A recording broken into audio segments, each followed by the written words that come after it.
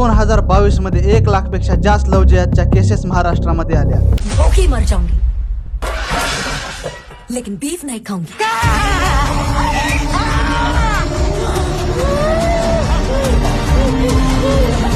और फिर गाय का भैंस का इन सबका गोश्त मेरे को जबरदस्ती खिलाता था। जब मैं खाने के लिए मांगती थी मुंह पकड़ के जबरदस्ती हाथ पैर पकड़ के खिलाना नहीं। हिंदू मुलींना फसवून त्यांच्याशी लग्न करून त्यांना इस्लाम कबूल करायला लावतात हे सर्वांना माहिती आहे, पण मान्य कोणी करत नाही। तसेच एखाद्या व्यक्तीला पैसे, प्रेम, संपत्ती किंवा फसवून एखादा धर्म स्वीकार करायला लावतात। भारतात कलम 25 अंतर्गत कोणत्या पण व्यक्तीला कोणता पण धर्म पाळण्याचा अधिकार आहे, पण त्या व्यक्तीची जर फसवणूक होत असेल तर ते सरासर चुकीचं आहे। काम है हिंदू लड़कियों को अपना बनाना। अगर तुम्हें नहीं करनी शादी तो रुक जाते हैं, और अगर हम पे भरोसा है तो कर लेते हैं। एक पल के लाने भी तुमने हमसे प्यार करो कि नहीं करो? और बामन की लड़की के 12 लाख मिलता है। जो लड़की इस पर जो खर्च कर रहा है उसका तुम्हें हाथ नहीं का वसूली कर वो।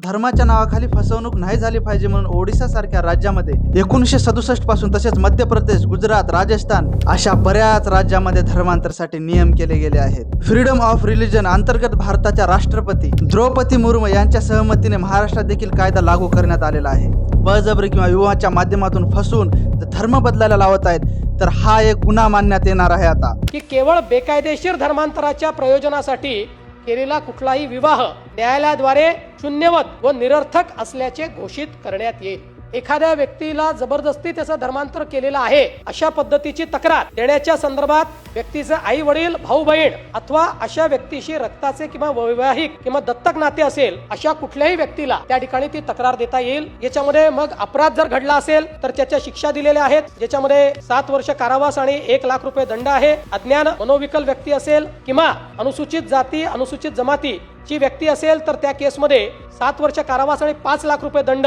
या पद्धतीने ते करण्यात आलेलं आहे। सामूहिक जे काही त्या ठिकाणी असं कार्य होतं त्याला 7 वर्ष कारावास आणि 5 लाख रुपये दंड आहे। त्यासाठी 7 वर्ष कारावास, 5 लाख दंड आकारण्यात आलेला आहे। जर गंभीर गुन्हा असेल आणि पुरावे पण असतील तर 10 वर्ष शिक्षा आणि जास्त दंड आकारण्यात येईल। आधी ह्या प्रकरणामध्ये पोलिसांना पण जास्त हस्तक्षेप करता येत नव्हतं, पण आता पोलिस पण ह्या प्रकरणात हस्तक्षेप करू शकतात। तसेच नातेवाईक, जवळील लोक पण हस्तक्षेप ह्या प्रकरणात करू शकतात। जर सोयीचीने तुम्हाला एखादा धर्म स्वीकारायचा असेल 60 दिवस आधी जिल्हा अधिकाऱ्याकडे नोंद करावी लागेल। धर्मांतर झाल्याच्या नंतर 21 दिवसाच्या आत घोषणा सादर करावी लागेल। गरज पडली तर पोलीस पण चौकशी करू शकतात। हा कायदा पास करतेवेळेस बऱ्याच लोकांनी सहमती दिली, पण बऱ्याच लोकांनी नाकार पण दिला। महाराष्ट्रात धर्मांतर बाबतीत बरेच प्रकरण घडले आहेत। मासूम लोकांना फसवण्याचे प्रकार वाढत गेल्यामुळे हा कायदा करणे गरजेचे ठरले होते। पण ह्या कायद्याला विरोध लोकांनी का केला, कोण केला तुम्हाला सांगतो आणि का केला ते पण सांगतो। विरोधी राजकीय पक्ष, मुस्लिम संघटना, ख्रिश्चन संघटना यांनी ह्या गोष्टीला विरोध केला। ख्रिश्चन मिशनरी असतील, मुस्लिम शासन असतील, ह्या लोकांनी कितीतरी वर्षापासून हिंदूंचे अन्यायकारक पद्धतीने धर्मांतर करत होते, पण ते लोक आता असं करू शकणार नाहीत। बळजबरीने विवाहाच्या माध्यमातून धर्मांतर केलं जात होतं, ती आता करता येणार नाही, म्हणून हे लोक ह्या गोष्टीला विरोध करत होते। जर एखादा व्यक्ती स्वइच्छेने जर धर्मांतर करत आहे तर त्यासाठी आधी पण नियम नव्हते कठोर आणि आता पण नियम नाहीत, मग ह्या गोष्टीचा विरोध का केला जात होता? फक्त जबरदस्तीने करता येणार नाही म्हणून ह्या गोष्टीचा विरोध केला जात होता। राज्य सरकारने हा निर्णय घेऊन योग्य केलं का नाही, ह्याबद्दल तुम्हाला काय वाटतंय नक्की कळवा।